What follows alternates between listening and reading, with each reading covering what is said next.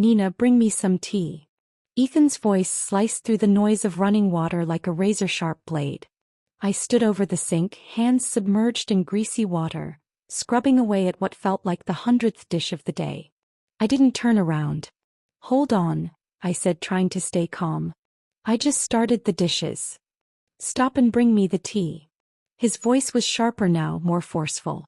Can't you follow simple instructions? I clenched the sponge harder. That familiar heat rose in my chest, the mix of anger and humiliation I'd become all too familiar with over the past 7 years. Before I could respond, another voice chimed in from the living room. And make me some sweet coffee while you're at it, dear. It was Lorraine, my mother-in-law, sprawled out on the living room couch, a slice of cheesecake on her plate, one she had snuck from the fridge just minutes ago. Her eyes glinted with that cruel satisfaction she always seemed to carry. I let out a quiet sigh and glanced back at the mountain of dishes.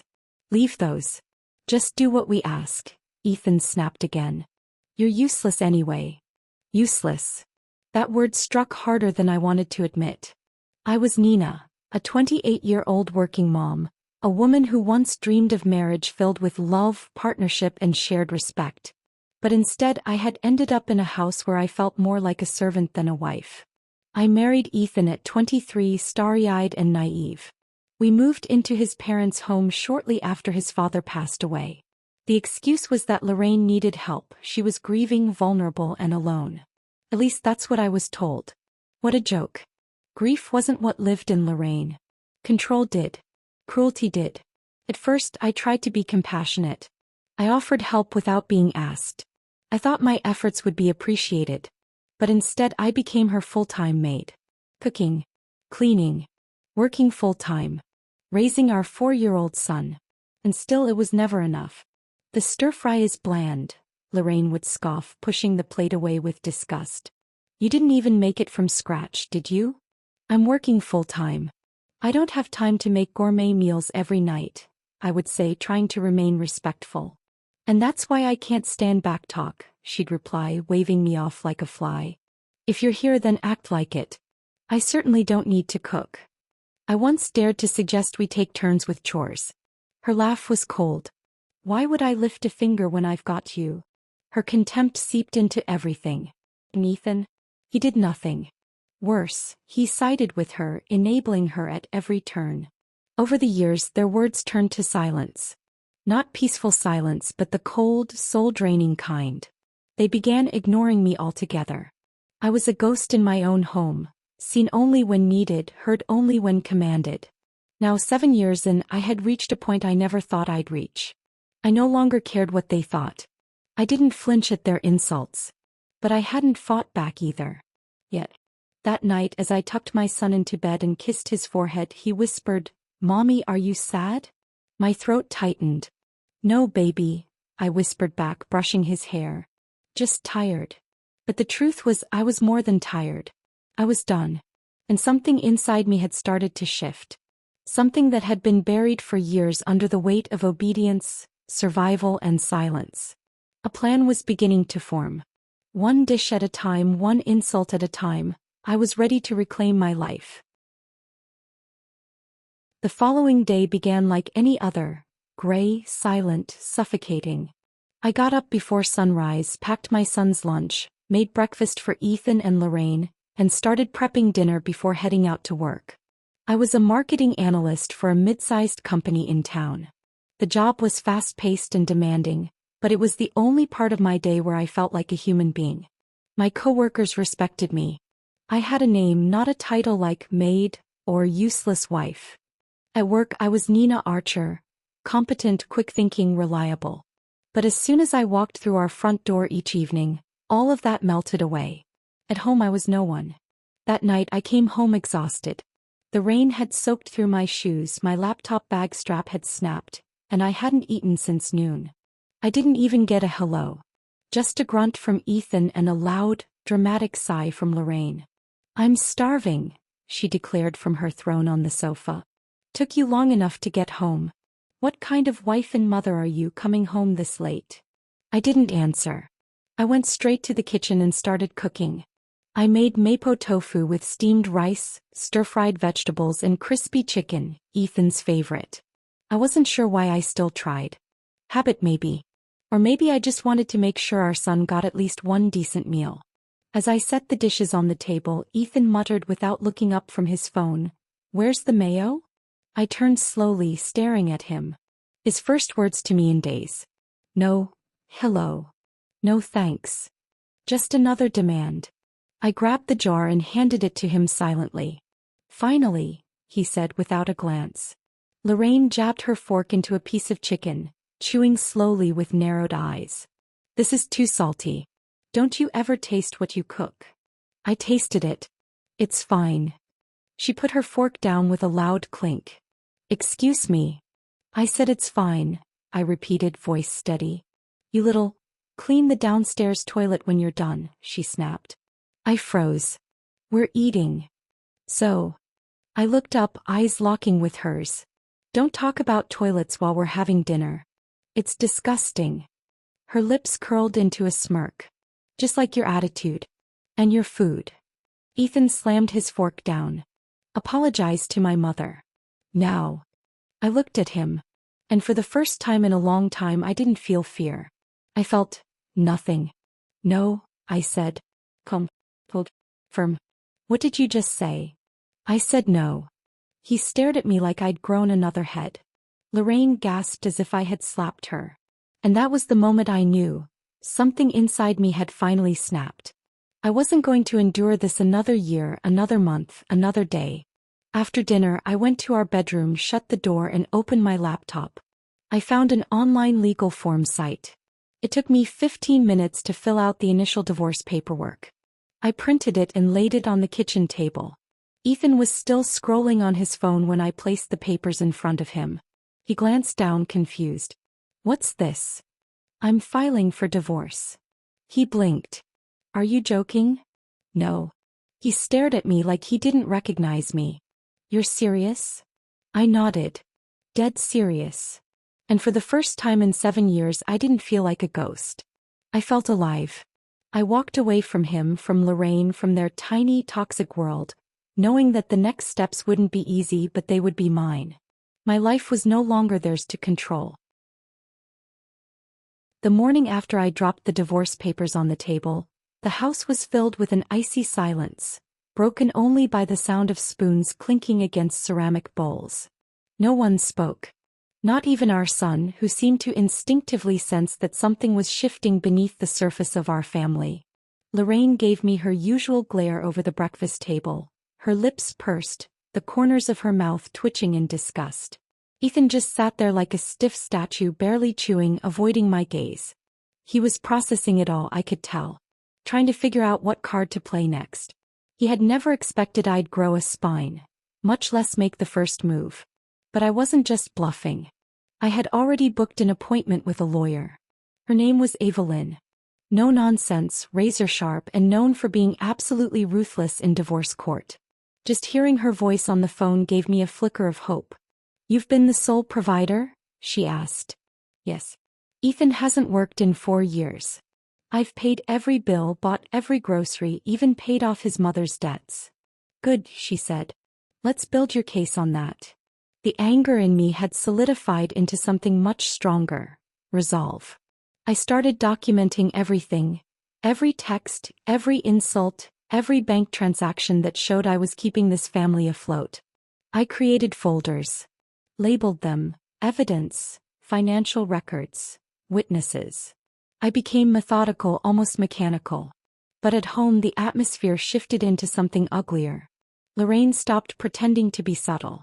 She would bump into me on purpose, mutter insults just loud enough for me to hear, complain that I was poisoning her food. Once I caught her intentionally spilling coffee on my work blazer. "Oh no," she said, smirking. "Such a shame." Ethan was worse. He didn't yell, he sneered. He sulked like a spoiled child who lost his favorite toy. At night, he'd lie beside me in bed, silent and stiff, as if his mere presence was meant to intimidate me. I didn't flinch. I was done flinching.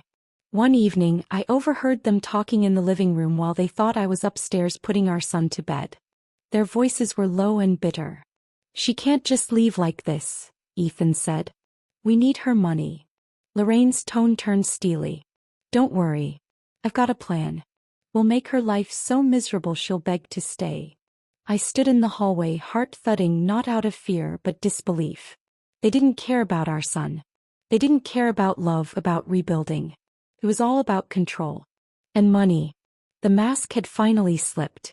I wasn't a wife or daughter-in-law to them. I was a bank account. A laborer. A pawn. But I wasn't going to play the game anymore.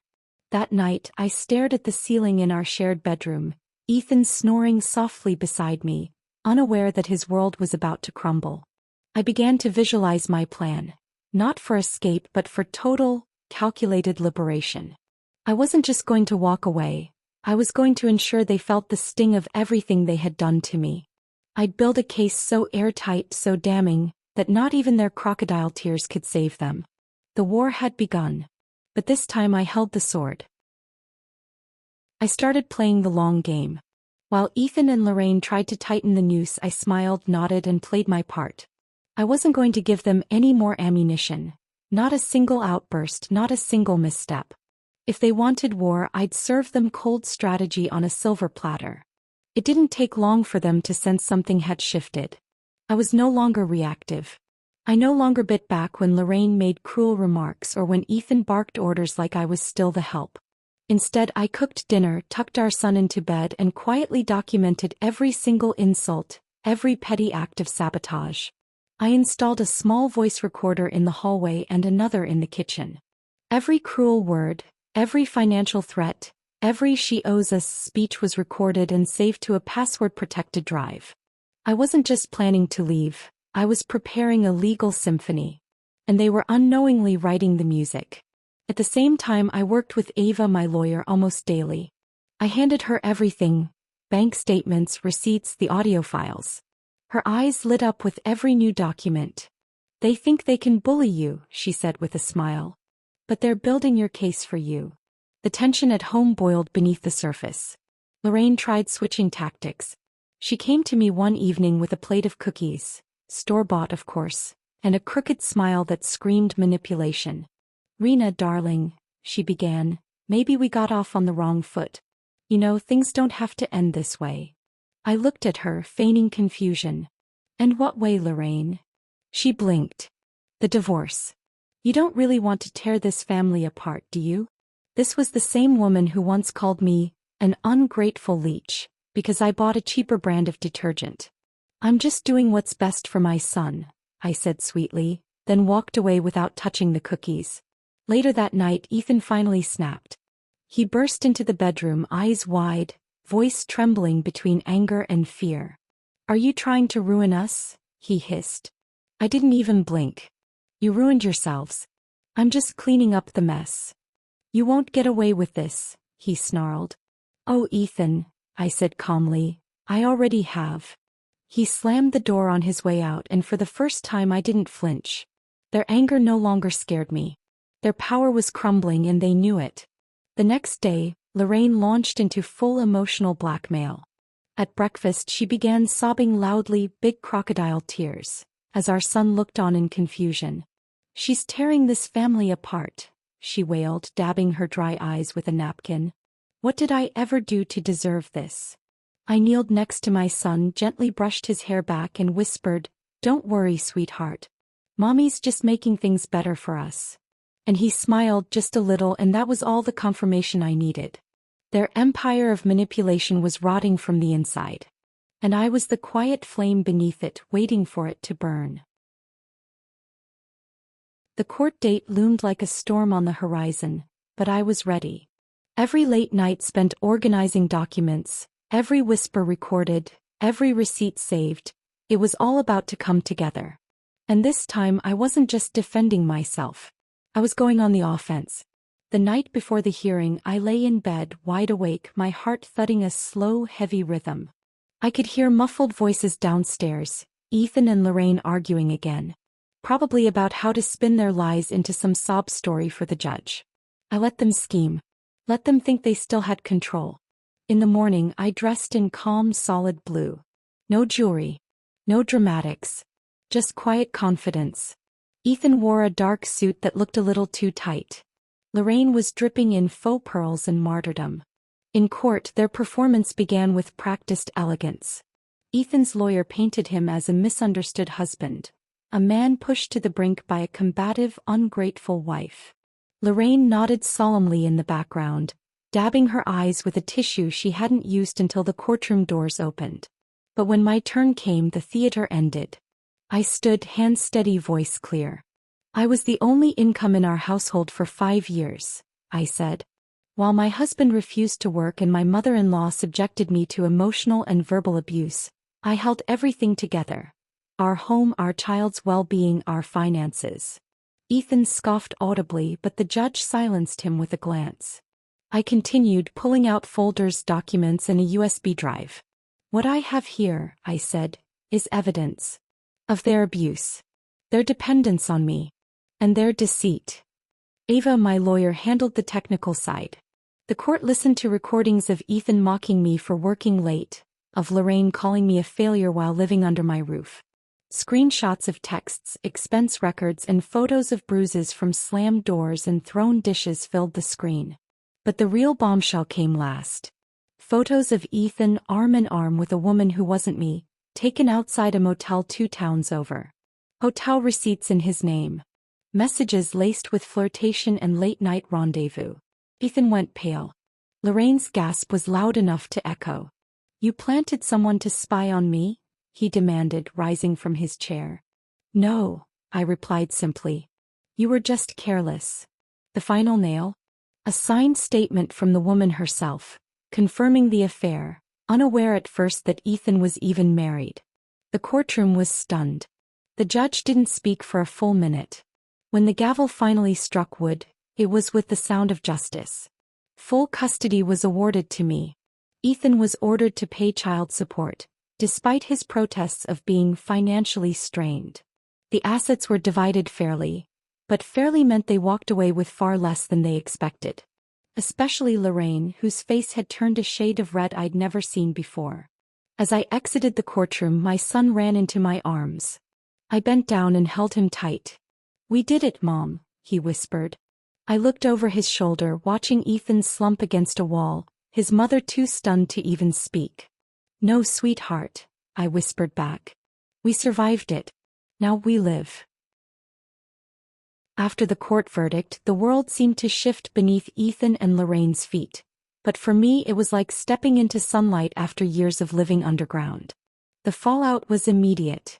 The story spread quickly through our quiet neighborhood, thanks to a few strategically placed whispers and some very curious neighbors who had been dying to know why Lorraine had suddenly stopped hosting her little garden parties. The image of her as the respectable widow, the dignified matriarch, was gone. Smashed. I didn't even have to say anything. People talk. And when they realized I was the one who kept that house afloat for years, the judgment shifted sharply. They didn't see me as a runaway wife anymore. They saw me as a survivor. Lorraine stopped showing her face in public. Word had gotten out about her secret affair with Mr. Callahan, the wealthy neighbor whose wife was now filing for divorce. Turned out Lorraine's walks for fresh air weren't so innocent. Mrs. Callahan had even confronted her at the local supermarket, right in front of the canned beans aisle, calling her a two-faced homewrecker, loud enough for half the town to hear. When I heard about that, I didn't even smile. I just kept stirring the soup I was making for my son, letting the heat rise and fall like the anger I no longer carried. And Ethan? He couldn't handle it. His pride had always been paper-thin and now it was in ashes. He tried texting me long, rambling messages that flipped between blame and regret.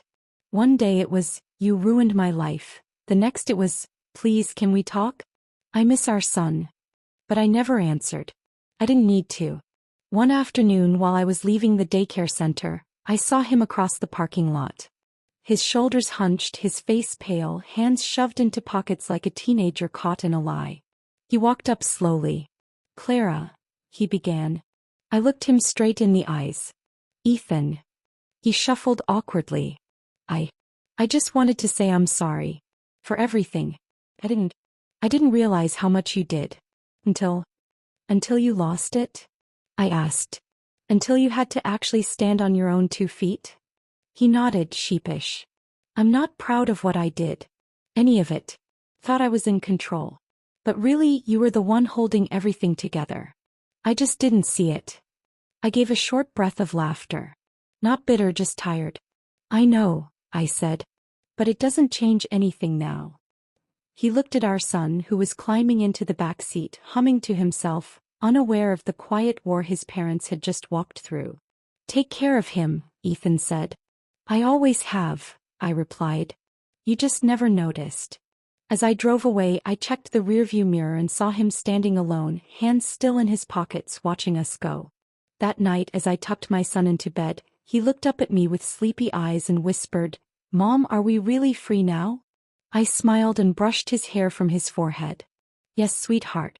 We're really, truly free. Downstairs, I poured myself a cup of tea, sat by the window, and watched the stars begin to blink in the sky. For the first time in years, I wasn't waiting for something to explode. I wasn't flinching at footsteps or bracing myself for another insult. I was simply living. The days after the court hearing blurred into something that could only be described as a quiet revolution. Ethan and Lorraine's lives continued to unravel, but for me, every passing day felt more like a personal victory than I ever thought possible. People noticed. Neighbors who once whispered behind my back and barely acknowledged my presence, now offered nods of approval or gave me sympathetic smiles. The air had shifted, and I wasn't just a quiet woman in the background anymore. I was the one who had survived, who had fought back and come out the other side stronger. The fallout for Lorraine was by far the most dramatic. The whispers grew louder, and I could hear her name muttered with contempt in grocery stores, at coffee shops, and even at the local library. Everyone knew what she had done. The affair with Mr. Callahan was no secret anymore, and her carefully constructed image of being a poor widow was completely demolished. In the weeks that followed, it wasn't just the divorce that haunted her. It was the loss of all her social circles.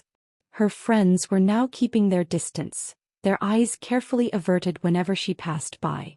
I saw her once, walking through the park, her eyes cast down as if she were trying to shrink into herself.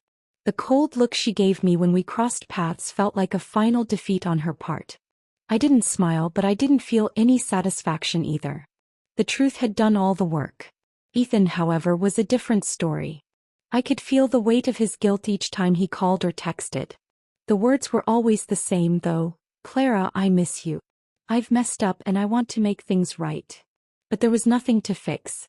I had given him years of chances to be better, to stand up and take responsibility. I had cooked, cleaned, and raised our son while he hid behind his mother's skirts. But now he was trying to make it seem as if a few words of regret could erase everything. I didn't let him back in. Not because I hated him, but because I had learned to love myself more than I ever had before. One day, as I was preparing a simple dinner for my son, I got a call from Mrs. Callahan. I hadn't expected her to reach out to me. After all, we weren't exactly friends. But her voice was surprisingly kind as she introduced herself. I don't know if this is the right time, but I heard about what happened with your husband and Lorraine, she said, her voice shaky. I just wanted to say, I'm so sorry for everything you went through. I never knew about Lorraine's affair with my husband, and now, well, I can't even believe it. I'm sorry you're going through this too, I replied. But I think for both of us it's over now. Lorraine is just reaping what she sowed. She sighed. You're right. It's just difficult. I trusted her. No. I don't even know where to begin. I paused. Do you want to talk about it?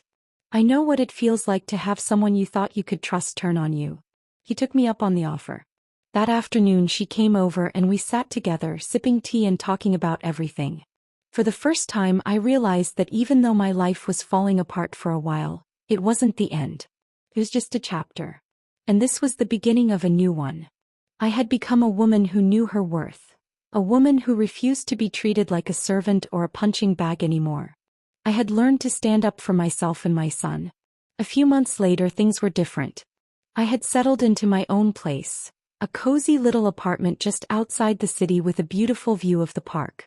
It was far from the grandiose mansion Ethan and Lorraine had lived in, but it was mine. My son loved the new home. There was no tension, no walking on eggshells. Just peace. I spent my days focusing on my son's future. We started a routine.